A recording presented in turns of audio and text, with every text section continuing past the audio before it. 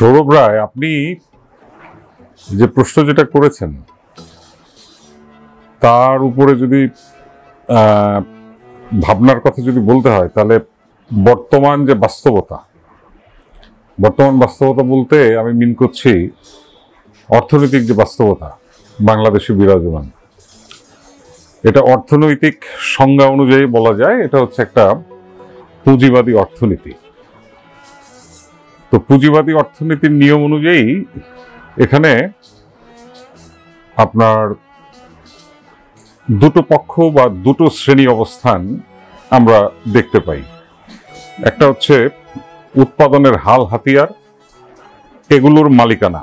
তো উৎপাদনের হাল হাতিয়ারের মালিকানা বলতে বোঝায় জমি, কলকারখানা, এবং এই কলকারখানা পরিচালনা করার জন্য যে র মেটেরিয়ালের প্রয়োজন হয়, এই র মেটেরিয়াল যিনি আনতে সক্ষম, মানে কিনে আনতে সক্ষম মালিকানার অর্থে, তো সেই হিসাবে এই শ্রেণীটিকে বলা হচ্ছে মালিক শ্রেণী। এবং এর বিপরীতে যারা শুধুমাত্র শ্রম বিক্রি করে মজুরি উপার্জন করছে, যারা সেই অর্থে ওই উৎপাদনের হাল হাতিয়ারের উপরে তাদের কোনো মালিকানা প্রতিষ্ঠিত হয়নি, ফলে সেই জন্য তাদেরকে বলা হচ্ছে শ্রমজীবী শ্রেণী বা শ্রমিক শ্রেণী। তো এই দুটো অবস্থানের মাঝখানে আবার আরেকটি শ্রেণী অবস্থান করে, যেটাকে অর্থনীতির ভাষায় বলা হয় মধ্য শ্রেণী। তো এই মধ্য শ্রেণীতে কারা অবস্থান করছেন? এই মধ্য শ্রেণীতে অবস্থান করছেন চাকুরিজীবীরা, মধ্য শ্রেণীতে অবস্থান করছেন ছাত্ররা, কবি, সাহিত্যিক এবং কৃষক যারা, তারা। কেন কৃষকরা মধ্য শ্রেণীতে অবস্থান করছে, কেন তারা শ্রমিক শ্রেণীতে নেই? কারণ যে কৃষক উৎপাদনের একটা অংশ, মানে জমির এবং কৃষি উপকরণের মালিকানা যেহেতু তাদের হাতে আছে বেশ অনেকটা মাত্রায়, ফলে সেই জন্য তারা মধ্য শ্রেণীতে অবস্থান করছে। এর মধ্যে আবার খুব বড় কৃষক যারা, মানে প্রচুর পরিমাণে সম্পদ, মানে ভূমি এবং কৃষি উপকরণের উপর যাদের দখলটা বেশি, তারা মালিক শ্রেণীর অন্তর্গত হয়ে যান। আর একেবারে নিচে যারা, মানে যারা শুধুই শ্রম বিক্রি করে অন্যের জমিতে যারা কাজ করছেন, যারা, তাদেরকে মানে ভূমিহীন সর্বহারা বলা হয়। তো তারা শ্রমিক শ্রেণীর মিত্র হিসাবে তখন থাকেন। এই হচ্ছে একাডেমিক্যালি আমাদের দেশের এন্টায়ার জনগোষ্ঠীর শ্রেণীগত অবস্থান। তো এর মধ্যে নারী আছেন, এর মধ্যে পুরুষ আছেন। যেহেতু আমরা নারী দিবস সংক্রান্ত আলোচনা করছি, তো ফলে নারীদের যে অবস্থানটা, নারী সেখানে মালিক শ্রেণীর অন্তর্গত আছেন, মধ্য শ্রেণীতেও আছেন, আবার শ্রমজীবী অবস্থানেও তারা অবস্থান করছেন। কিন্তু এর মধ্যে ইউনিক বিষয় যেটা হচ্ছে যে মালিক শ্রেণী পুঁজিবাদী অর্থনীতি টিকিয়ে রাখার জন্য পুঁজিবাদের নিয়মেই সে যেহেতু শ্রম শোষণ করছে, উদ্বৃত্ত মূল্য সে যেহেতু লুণ্ঠন করে নিয়ে যাচ্ছে, এতে যেমন সমাজের সকল মানুষ একটা নিষ্পেষণ বা শোষণের শিকার হচ্ছে, এর উপরে বা অধিকন্তু মেয়েরা আরো বেশি নিষ্পেষণের শিকার হচ্ছে এই পুঁজিতন্ত্রের উপর ভিত্তি করে যে পরিবার কাঠামো যেটা গড়ে উঠেছে, এই পরিবার কাঠামোর যেটা অন্যতম নাম হচ্ছে পিতৃতন্ত্র, যেটাকে বলা হয়। তো ফলে এই পিতৃতান্ত্রিক শোষণের সম্মুখীন হচ্ছে নারীরা, এবং সেই নারী যেই শ্রেণীতেই অবস্থান করুক না কেন। কারণ বাস্তবে আমরা যে জিনিসটা দেখতে পাচ্ছি যে আপনার নারী তার সন্তান ধারণকে কেন্দ্র করে তার দৈনন্দিন যাপিত জীবন কিভাবে তিনি যাপন করবেন, তিনি সাহিত্য চর্চা করতে পারবেন কিনা, বা এই মানে আমি এটা জাস্ট একটা এক্সাম্পল হিসেবে বললাম। তাহলে এই পুরো বিষয়টাকে কেন্দ্র করে দেখা যাচ্ছে যে নারীর মানুষ হিসাবে বা অ্যাপারেন্টলি পুঁজিতান্ত্রিক সমাজে একটা পুরুষ যতটুকু স্বাধীনতা এনজয় করে থাকে, দেখা যাচ্ছে যে সেই ততটুকু স্বাধীনতাও সে পাচ্ছে না। ফলে একদিকে পুঁজিবাদী শোষণ এবং লুণ্ঠন, পাশাপাশি পিতৃতান্ত্রিক শোষণ এবং লুণ্ঠনের এই দুই জাঁতা কোলে পড়ে নারীদের জীবন নাভিশ্বাসে জোগাড় হয়েছে।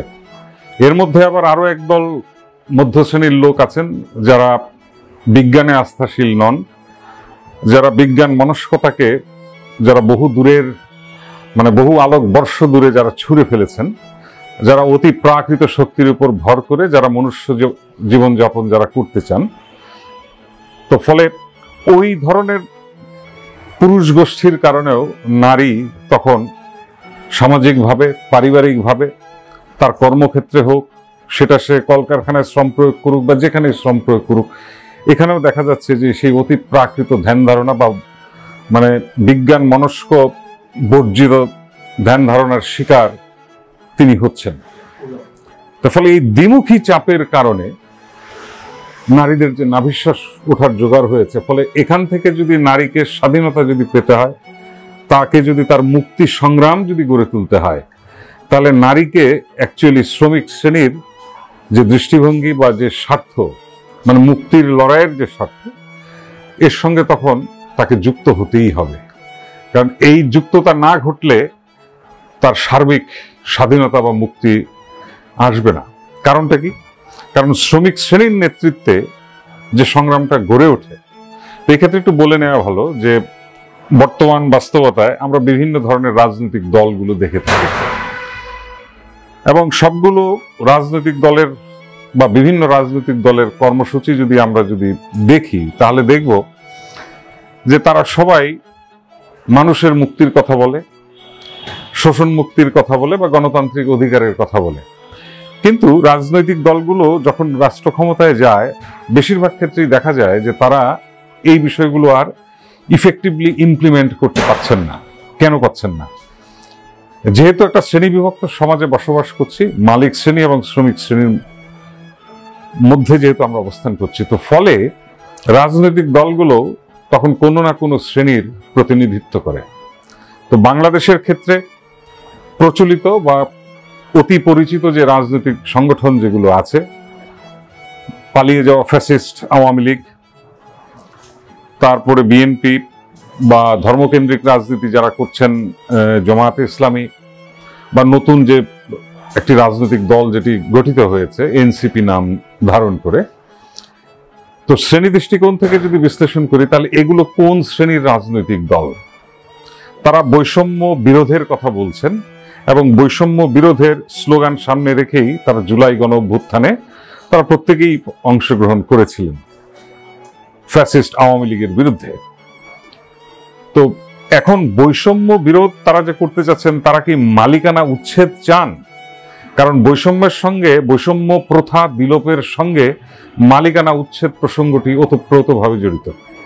ফলে এই বৈষম্য যদি উচ্ছেদ তারা না করেন, তখনই বুঝে নিতে হচ্ছে যে তারা আসলে কোন শ্রেণীর প্রতিনিধিত্ব করছেন। এর বিপরীতে শ্রমিক শ্রেণীর কথা বলেও কিন্তু অনেকগুলো রাজনৈতিক দল বাংলাদেশের রাজনীতির চর্চা করছেন। তো 15 বছরের হিস্ট্রি যদি দেখি, অনেকগুলো বাম সংগঠন আনফরচুনেটলি আপনার বিগত আওয়ামী লীগ সরকারের সঙ্গে কোনো না কোনো ভাবে তারা এক ধরনের সমঝোতায় তারা ছিলেন। আওয়ামী লীগের বিভিন্ন ইলেকশন বলেন বা মুক্তিযুদ্ধের চেতনা নিয়ে তাদের মতন করে যে বয়ান তারা তৈরি করেছিলেন, সে বয়ানটাকেও তারা আত্মস্থ করেছিলেন এবং সেটা সপক্ষে, মানে বাঙালি জাতীয়তাবাদ, এবং সেটা যে উগ্র বাঙালি জাতীয়তাবাদে যে পরিণত হয়েছিল, এটার পক্ষেই কিন্তু তারা ছিলেন। ৭২-এর যে সংবিধানটা আমরা দেখেছি, দাবি করা হয় যে সেটা মুক্তিযুদ্ধের, মহান মুক্তিযুদ্ধের রক্ত বিধৌত সংবিধান। এখন প্রশ্ন হচ্ছে, সেই সংবিধান যারা রচনা করেছিলেন এবং যে পার্লামেন্টে পাশ হয়েছিল বা পাশ হওয়ার আগে যারা জিনিসটা রচনা করেছিলেন, তারা অ্যাকচুয়ালি কারা? তারা নির্বাচিত হয়েছিল এই পরাধীন পূর্ববঙ্গে, যেটা পরবর্তীতে বাংলাদেশ হয়েছে। ওই পরাধীন পূর্ববঙ্গে যখন পাকিস্তানের অংশ যখন ছিল, মানে পশ্চিম পাকিস্তান এবং পূর্ব পাকিস্তান, এবং সেই সময় যে পার্লামেন্টারি ইলেকশন যেটা হয়েছিল, সেই ইলেকশনে নির্বাচিত লোকজন মিলে এই সংবিধানটা তারা রচনা করেছিল। ফলে দেশ স্বাধীন হওয়ার পর যেটা উচিত ছিল যে একটা গণপরিষদ নির্বাচন বা সংবিধান সভার নির্বাচন ডেকে সংবিধান রচনা করে তারপরে সেটা পার্লামেন্টে ভোটাভুটির মাধ্যমে পাশ করিয়ে নিয়ে এসে যে গণতান্ত্রিক সংবিধান রচনা করার কথা ছিল, তারা সে পথে হাঁটেননি। তাহলে বাম সংগঠন যেগুলোর কথা একটু আগে আমি বললাম, তো বেশিরভাগ বাম সংগঠন এত গুরুত্বপূর্ণ রাজনৈতিক প্রশ্নটা, সংবিধান সংক্রান্ত রাজনৈতিক প্রশ্নটা তারা এইভাবে আর দেখেননি। না দেখে উগ্র জাতীয়তাবাদী যে বয়ান মুক্তিযুদ্ধ সংক্রান্ত, সেই বয়ানের সঙ্গে নিজেরাও মিশে গেছেন, সেই বয়ান প্রচারণাতেও ছিলেন। এবং ৭২ থেকে মধ্য ৭৫ পর্যন্ত যে আপনার আওয়ামী দুঃশাসন আমরা দেখেছি, মানে আওয়ামী যে ওই সময়কার রিজিম আমরা যেটা দেখেছি, তো সেই রিজিমের সঙ্গে তারা একসাথে হয়ে, এবং অনেকেই কিন্তু সে সময় দলও বিলুপ্ত করে দিয়েছিলেন বাকশাল গঠনের জন্যে। ফলে সেই ধারাবাহিকতাটা তারা এই 36শে জুলাই পর্যন্ত তারা কিন্তু বহাল রেখেছিলেন। এইভাবেই তারা অগ্রসর হয়েছেন। তো ফলে এর বিপরীতে একটি সংগঠন চেষ্টা করেছে যে শ্রমিক শ্রেণীর দৃষ্টিভঙ্গি ধারণ করে শ্রমিক শ্রেণীর প্রতিনিধি হয়ে ওঠার যে সংগ্রাম, এই সংগ্রামের চেষ্টাটা তারা করেছে। এবং বাংলাদেশে এখন যেটা আমরা দেখি যে বিভিন্ন সংগঠন, বিভিন্ন ব্যক্তিবর্গ যে বলেন যে তারা গণপরিষদ নির্বাচন তারা চান, কিন্তু এই গণপরিষদ নির্বাচনের দাবি বাংলাদেশের একটি বিপ্লবী রাজনৈতিক দল কিন্তু বেশ আগেই, বহু আগেই কিন্তু তারা তুলে ধরেছিলেন গণমানুষের সামনে। তো ফলে এই বিস্তৃত আলোচনাটা করলাম এই কারণেই, যে কারণ এর সঙ্গে নারী মুক্তির প্রশ্ন জড়িত হয়ে আছে বা যুক্ত হয়ে আছে। তো ফলে নারীদের সংগ্রাম শুধুমাত্র ধর্ষণ বা তাদের উপর যে যৌন সন্ত্রাস বা আক্রমণ করছে বিভিন্ন সাম্প্রদায়িক রাজনৈতিক দল হোক বা আরো অন্যান্য মালিক শ্রেণীর রাজনৈতিক দলের যে আক্রমণের শিকার তারা যে বিভিন্ন সময় হয়েছেন, ফলে এই আক্রমণ যদি প্রতিহত করতে হয় এবং এর থেকে যদি মুক্তি লাভ যদি করতে হয়, তাহলে গণতান্ত্রিক সংগ্রামের সঙ্গে বিষয়টাকে একসাথে করে নিয়ে, একীভূত করে নিয়ে তখন সেই মুক্তির সংগ্রামটা গড়ে তুলতে হবে। তাহলে স্বাভাবিকভাবে প্রশ্ন আসে যে এই ধরনের মুক্তির সংগ্রাম কি ইতিহাসের মানে উদাহরণ হিসেবে কি আছে? অবশ্যই আছে, অবশ্যই আছে।